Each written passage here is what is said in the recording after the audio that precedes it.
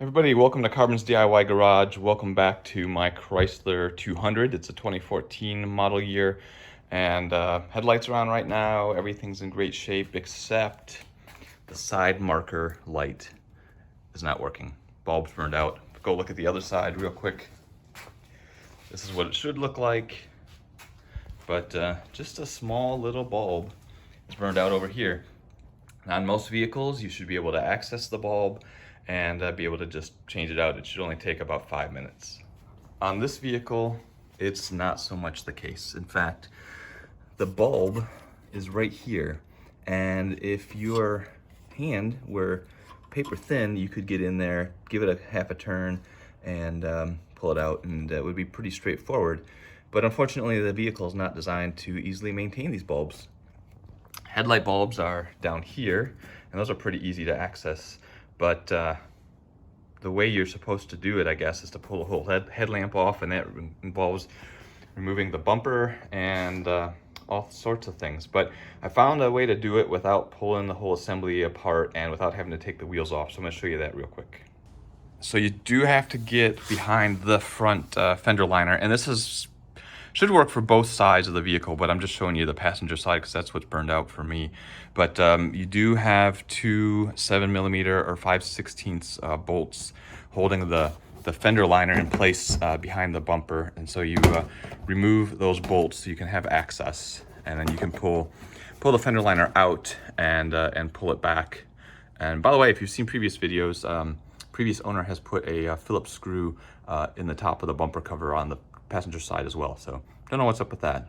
But anyway, once you have the fender liner pulled back, you can see the bulb is right up there, and so you need to snake your hand up there, and you have to give it a quarter turn counterclockwise to unlock it. And don't disconnect the wire harness from the bulb because you can use that to hold on to. But let me show you that. And it does take some finagling to get your arm up there and get a good grip on everything. But it's right here, and you really can only get a couple of fingers on it, and you just twist, and then it'll kind of snap and unlatch, and then you should be able to just pull it out just like that. And now it can dangle down, and you can replace this stupid little bulb. And I'll leave a link in the video description for the bulbs that I'm using. But you just pull it out, press the new one in, and then I'm gonna make sure it works before I go put this all back together.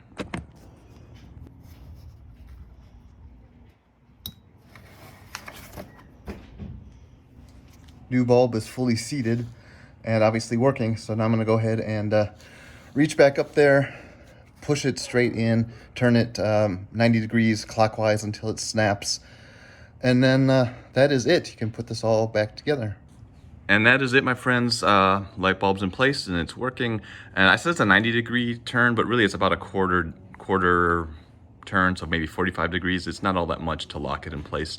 Also, if you leave the headlights on and leave this bulb lit up while you're reinstalling it, it gives you great light up in this dark region underneath the fender liner. So it'll give you a way to see what you're doing.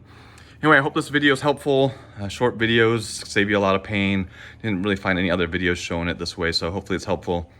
Thumbs up if you like it, comments, questions if you have any, and until the next video, have a good one.